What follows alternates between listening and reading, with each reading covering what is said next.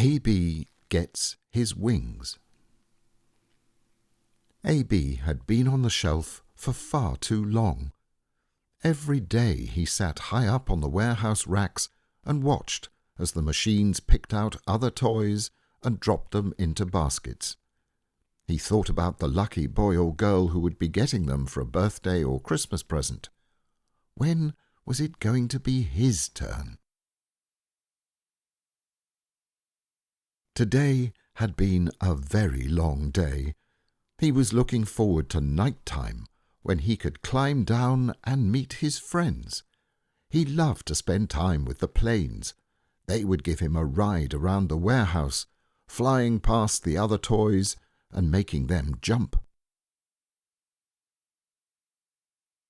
Suddenly, he was startled by a beeping sound from one of the pickers. Closer and closer it came. The long metal arm of the machine reached out to grab him.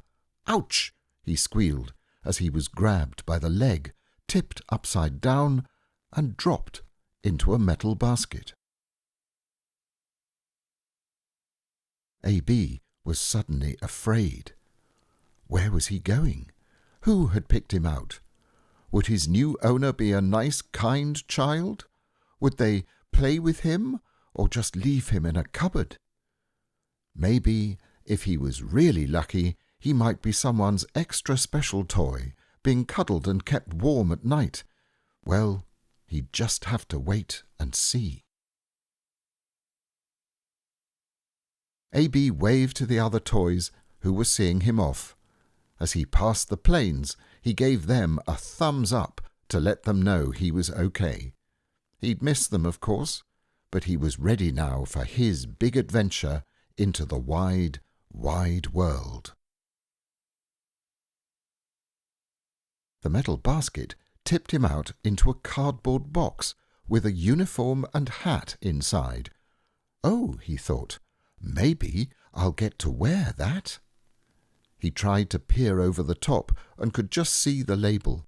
The island of Anglesey was where he was headed.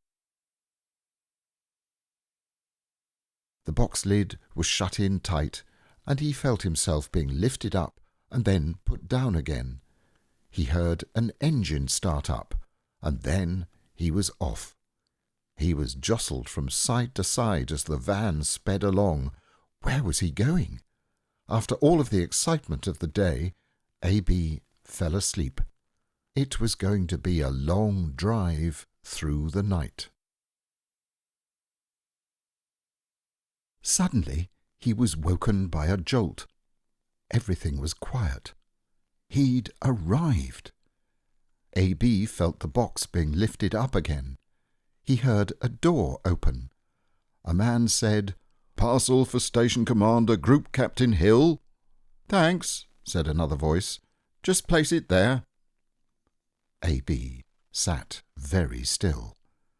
There was a tearing sound as the box was opened, and A.B. found himself staring into the eyes of a pilot. "Gosh," he thought, "where am I?" As if to answer him, Group Captain Hill exclaimed, "Welcome to your new home. Let's see how these fit on you." A.B. was lifted out of the box and felt himself being squeezed into his new outfit. It was an RAF flying suit and a blue hat to match. He caught a glimpse of his reflection through the window. "Cool," he thought. "This looks like it's going to be fun."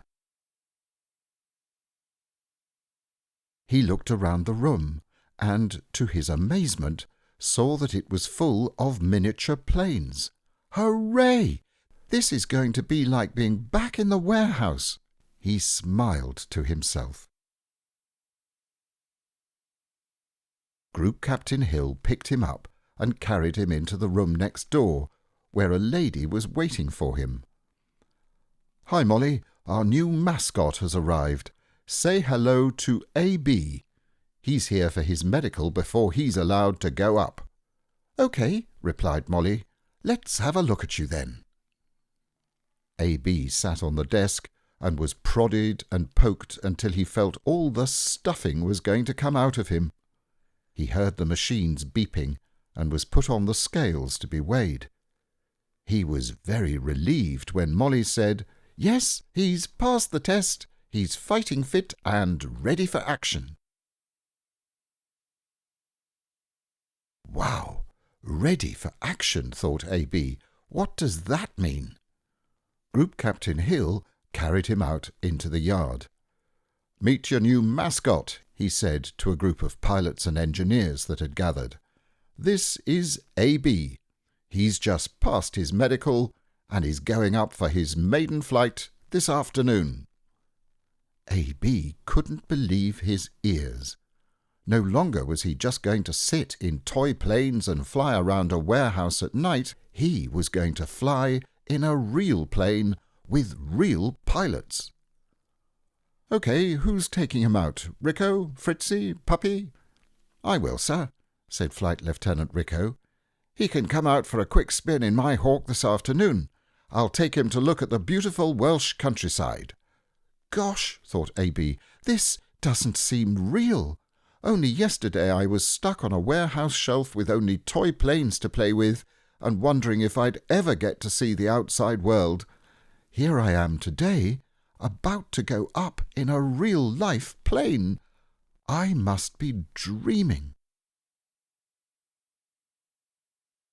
A.B. was taken into the flight training room and was put in a chair among the other pilots. He looked around to see that there were 8 pilots in the room. They were being given their instructions for the training session. It all looked very complicated. They had maps on their desks and lots of technical equipment surrounded the room. The pilots were given their instructions, gathered their papers, and went to their locker rooms to get kitted out. "Looks like you're ready to go, A.B., said Rico. "Nice outfit, but you're missing something off your hat. Still, we'll get that sorted once you've done your first flight." Once all the pilots had changed into their outfits, they went outside to the hangar where the planes were lined up. A group of engineers were checking them over. "All sorted, sir," said Jimbo, who had given them the final nod. "Ready for takeoff." "Thanks, good to go, guys," said Rico. "Oh, meet A.B., our newest arrival. He's off for a training flight this afternoon." Rico climbed into the cockpit, followed by his number 2, and placed A.B. beside the controls.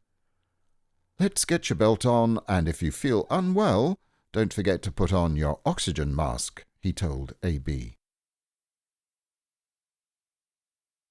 Suddenly, A.B. heard a big roar and felt a huge shudder go through the plane as it moved forward towards the runway. Faster and faster it went. Soon he was in the air, racing towards the big blue sky. "Amazing," he thought.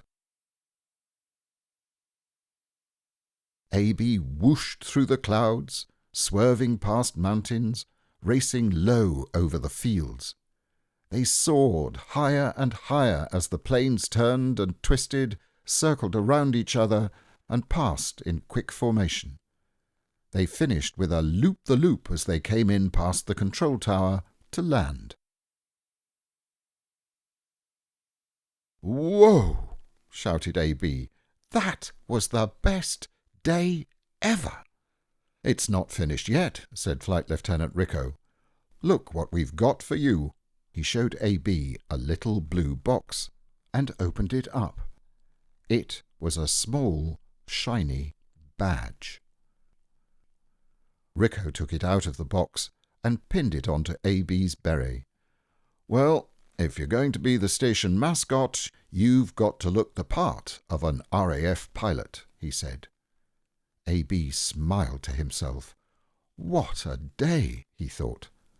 Little did he know that this was only the start of his adventures.